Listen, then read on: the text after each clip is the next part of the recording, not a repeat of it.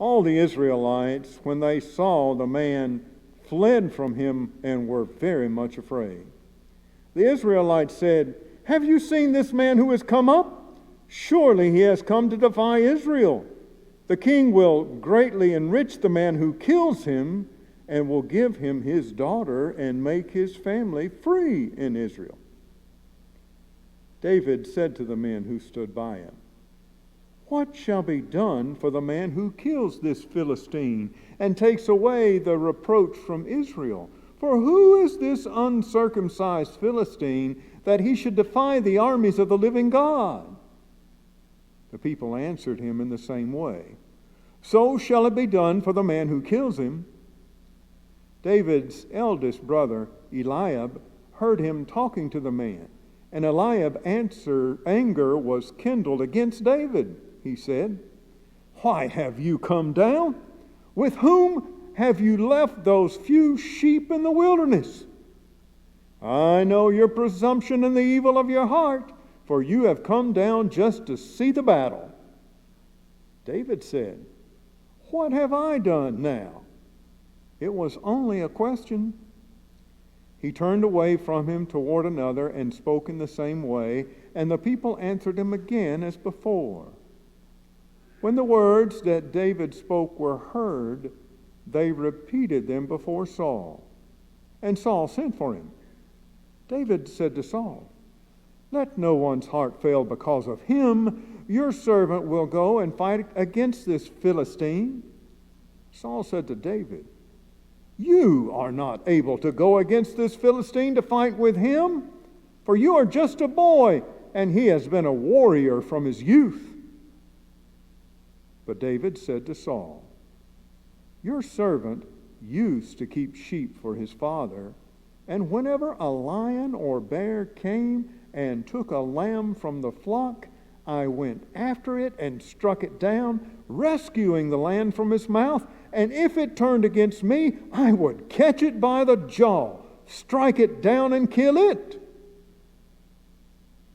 Your servant has killed both lions and bears, and this uncircumcised Philistine named Goliath shall be like one of them, since he has defied the armies of the living God." David also said, "The Lord, who saved me from the paw of the lion and from the paw of the bear, will save me from the hand of this Philistine." So Saul said to David, "Go, and may the Lord be with you."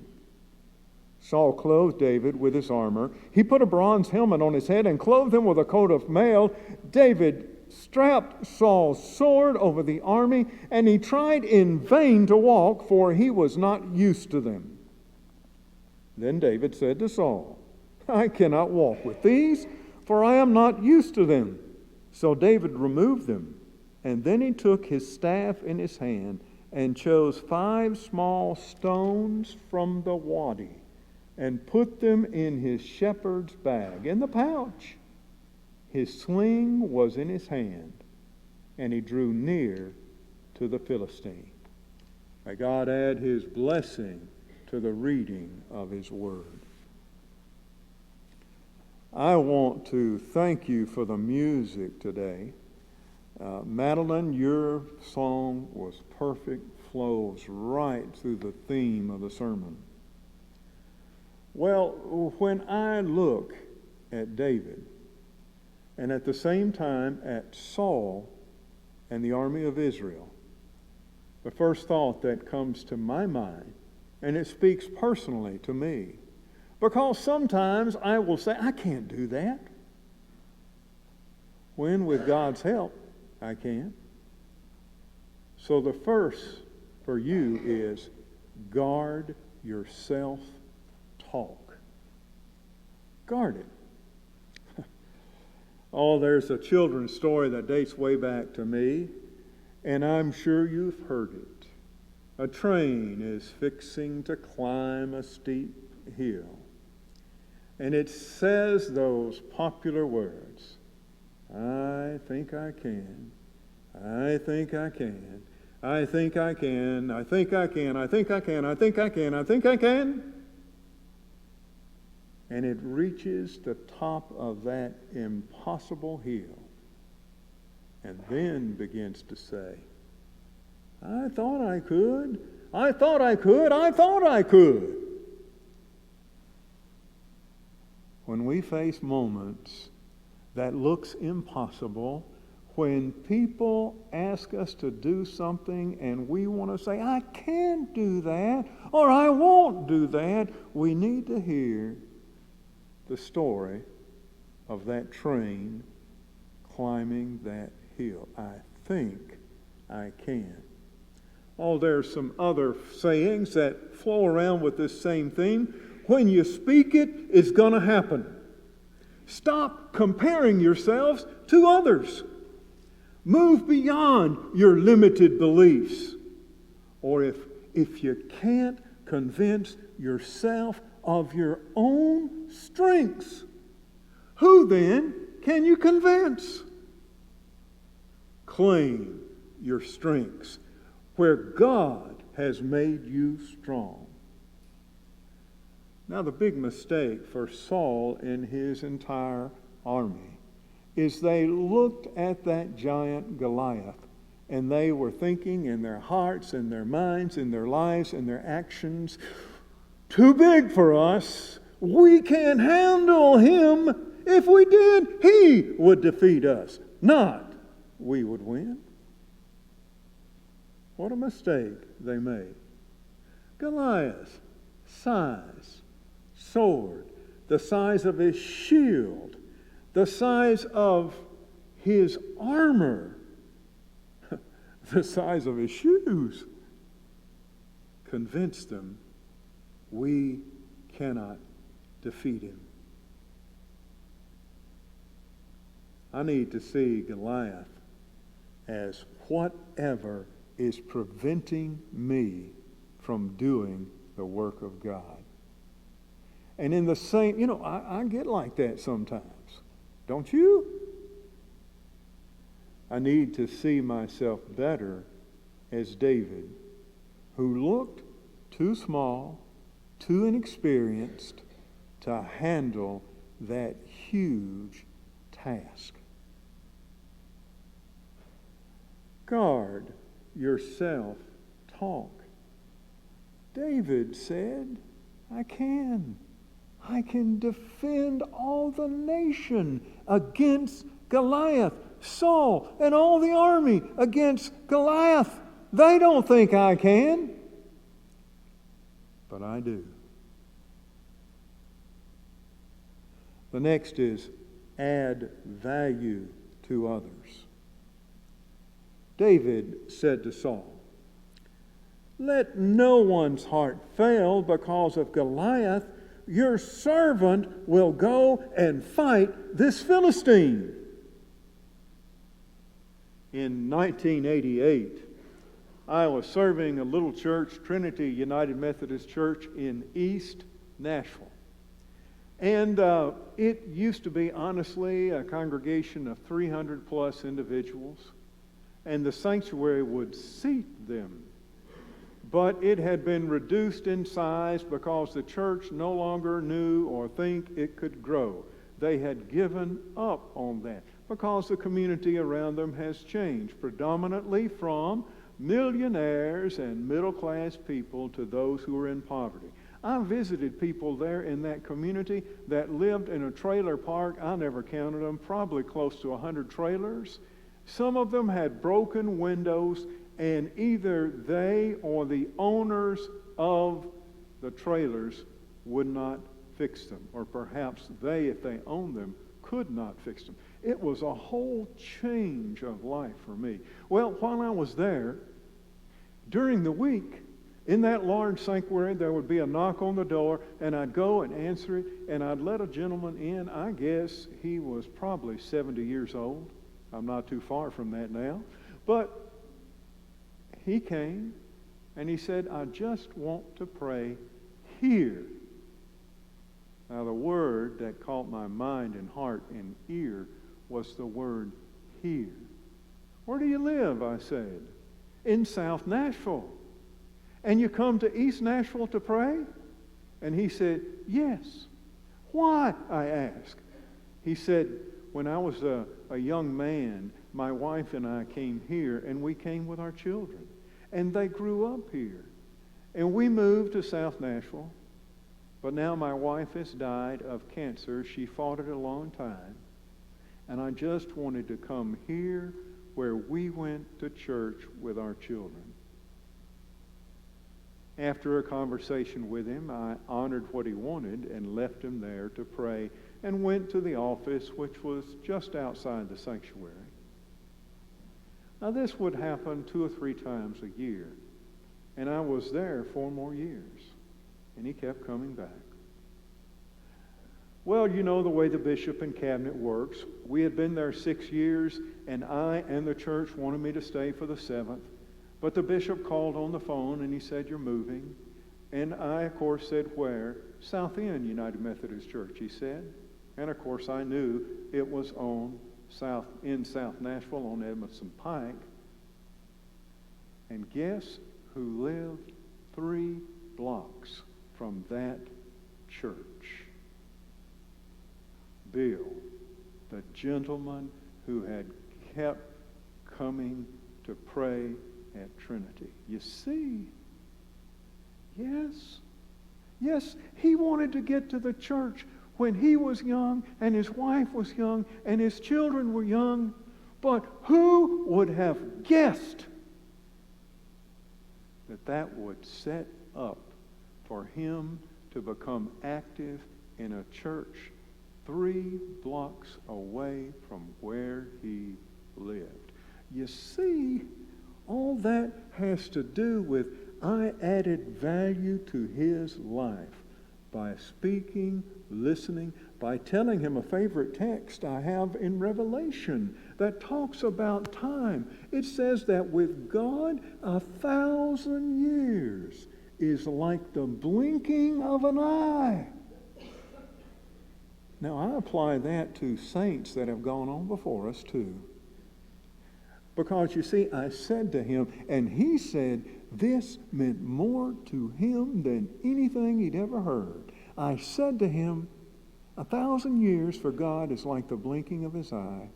My belief is that before the saints in heaven blink their eye, we will all be there. Can you imagine? Those whom you have loved, who have gone on to be with the Lord, before they blink their eye, you will be there?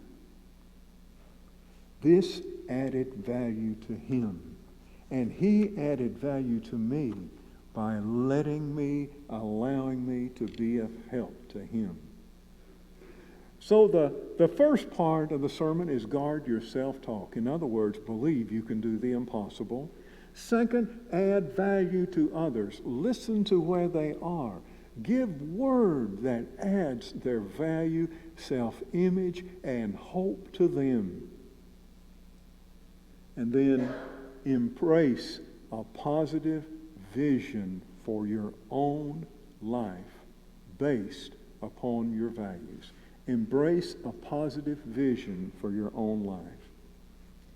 A couple of great illustrations for that. How many remember Joe Theismann? How many of you remember him? You know, he was a pro football player. Now, it's us old-timers that's going to remember him. Now, for you young'uns, he was the quarterback of the Washington Redskins back in the 80s, and he was one of the best quarterbacks in professional football at the time. Now, when he was a great player, he quarterbacked the Redskins twice to the Super Bowl. The first time he was there, when they played the championship, 1983, his attitude was positive, and his energy was, as he puts it, off the charts. He was excited, he said, to be there and gave everything he had in that game. And his team, guess what? Won. The next Super Bowl, though, was totally different. There, Theismann was, and his whole team in the championship again. But, Theismann said, I was griping about the weather. I was griping about my shoes. My feet were hurting. I was griping that we had to have so many practice times before the Super Bowl. Aren't we champions? I was griping about everything. You ever known anybody like that? They gripe about everybody or everything? Oh, that few know it. I know a whole lot. Guess what? They lost. You see, he did not have a positive vision for that next Super Bowl. And he admits that he wasn't the only problem, but as the captain of the team with that attitude,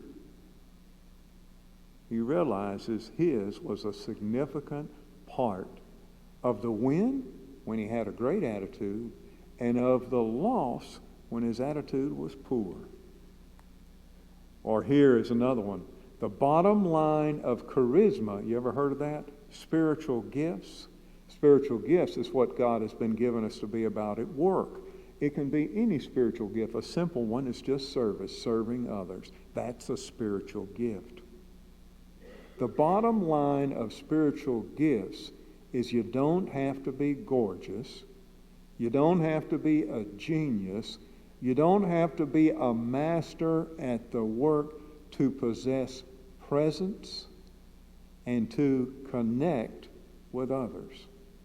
What you need most is to be positive and believe in yourself. You know, we believe that the power of the Spirit dwells within us. We believe that every human being has particular gifts that are from God. The gift might just be being a solid, loving parent or a solid, loving friend. That can be a gift. That everyone has those, at least one of them. David embraced his gift. This is how he put it to Saul. Your servant used to keep sheep for his father. And whenever a lion or a bear came and took a lamb from the flock, I went after it, struck it down, rescued the lamb from its mouth, and if it turned against me, I would catch it by the jaw, strike it down, and kill it. Your servant has killed both lions and bears. So this uncircumcised Philistine shall be like one of them, since he has defied the armies of the living God. What confidence he had in God's work through him.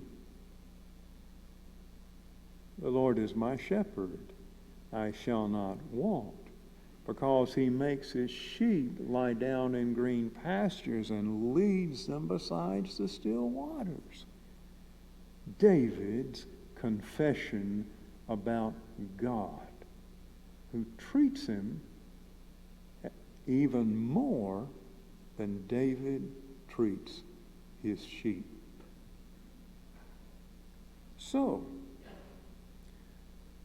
you want to have the law of the mirror as you're looking at yourself?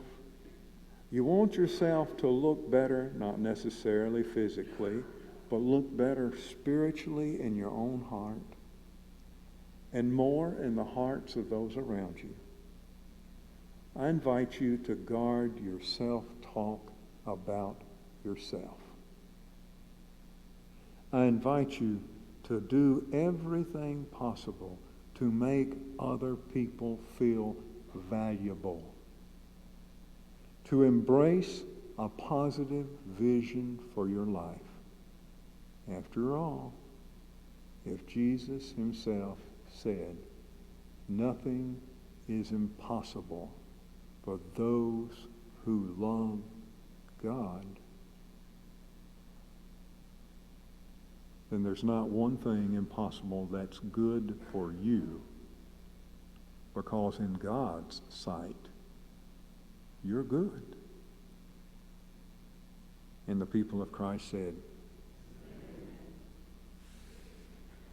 might we stand and sing Nothing But the Blood of Jesus? It's number 362.